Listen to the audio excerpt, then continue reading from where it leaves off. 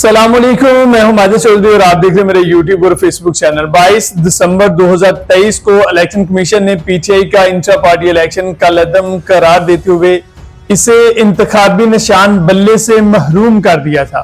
PTI ने election commission के फैसले के खिलाफ पेशावर हाई कोर्ट में दरखास्त दायर की थी। जस्टिस कामरान हयात ने इलेक्शन कमीशन के फैसले पर 26 दिसंबर को हुक्म इम्तना जारी किया था, जिसमें पीटीआई का इंतखाबी निशान बल्ला बहाल कर दिया गया था। जस्टिस कामरान हयात ने छुट्टियों के बाद 9 जनवरी को डिवीजन बेंच को केस सुनने का हुक्म दिया था। इलेक्शन कमीशन ने 30 दिसंबर को हुक्म इम्तना के खिलाफ पेशावर हाई कोर्ट में दरखास्त दायर की थी।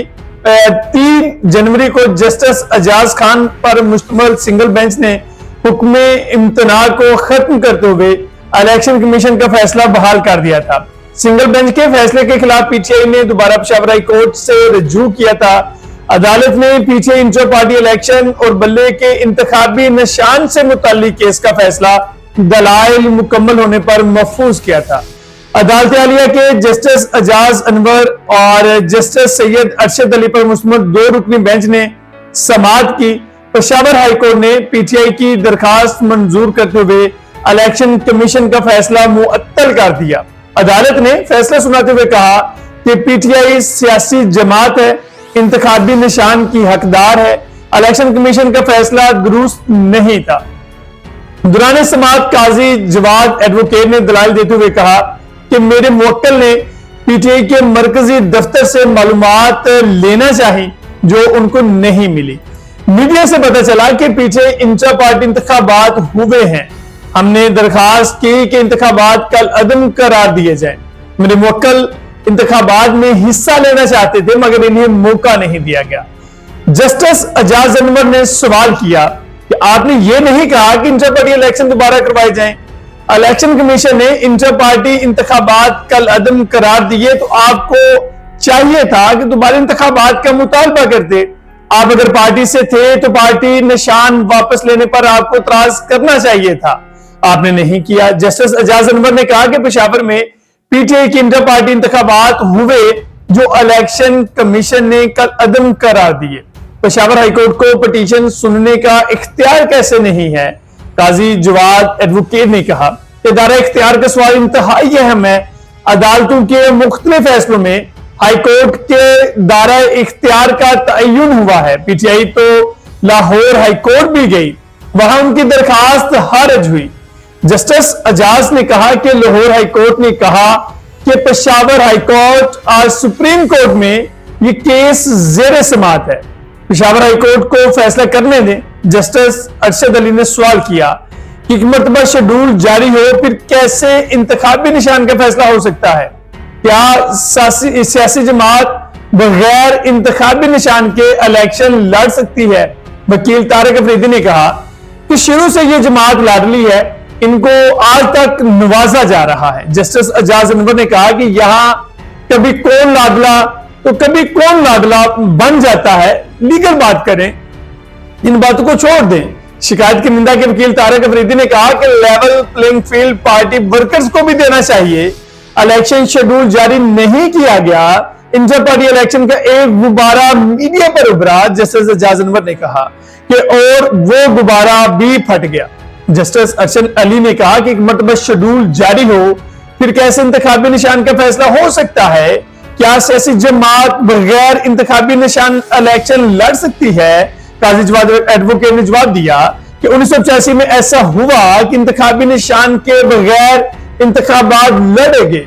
जस्टिस अरशद अली ने कहा कि उस वक्त मार्च चल रहा था। इस मौके पर अदालत ने समाअत में वक्फा किया।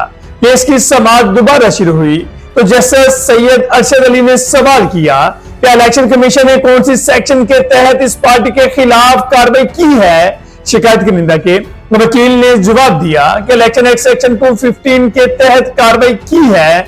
अदालत ने कहा कि इलेक्शन का रिजल्ट तो 7 दिन के अंदर अंदर जमा किया गया है। शिकायत की निंदा के वकील ने कहा कि इलेक्शन कमीशन ने देखना था कि सेक्शन 208 के तहत इंटर पार्टी इंतखाबात हुए। सबने कहा कि जो बानिया पीटीआई कहेंगे वही होगा। जस्टिस एजाज अनवर ने कहा कि यहां तो सब जमातें एक ही खानदान के लोग चलाते आ रहे हैं, शायद ये वह जमात है जो वर्कर्स को आगे आने दे रही है। जस्टिस एजाज अनवर ने पीछे के वकील से सवाल किया कि आपकी पार्टी के जनरल सेक्रेटरी कौन हैं? पीछे के वकील बैरिस्टर अली जफर ने जवाब दिया कि उमर अयूब जनरल सेक्रेटरी हैं, जिनका ताल्लुक इस सूबे से है। इलेक्शन कमीशन के वकील सिकंदर बशीर महमद ने दोबारा दलाल देते हुए कहा कि कागज लहराकर कहा गया कि यह पार्टी चेयरमैन है और नताज ये हैं, ये गैर कानूनी इंतखाबात पर कहते हैं कि हमें इंतखाबी निशान दे। जस्टिस अरशद अली ने कहा कि इलेक्शन एक्ट की सेक्शन 208 के तहत इंटर पार्टी इंतखाबात होते हैं। इलेक्शन एक्ट के सेक्शन 209 के सब सेक्शन 2015 के तहत कैसे पार्टी निशान वापस लिया गया? इलेक्शन कमीशन के वकील ने दलाल देते हुए कहा कि सेक्शन 209 के तहत इंटर पार्टी इंतखाबात फॉर्म 65 को सिर्फ देखना नहीं, मुतमईन होना इलेक्शन कमीशन का काम है। पीटीआई वाले इलेक्शन कमीशन को एक रिकॉर्ड कीपर समझते हैं। कुछ देर बाद अदालत ने फैसला महफूज किया और महफूज फैसला सुनाते हुए पीटीआई के इंतखाबी निशान बल्ला बहाल कर दिया।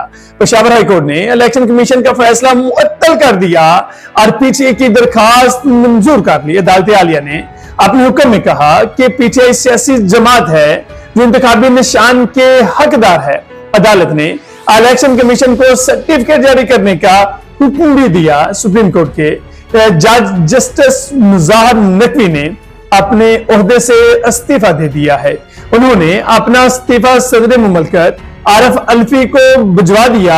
इससे कबल जस्टिस मुजाहर नकवी ने सुप्रीम जुडिशियल काउंसिल को शोकाज नोटिस का जवाब जमा करवाया था।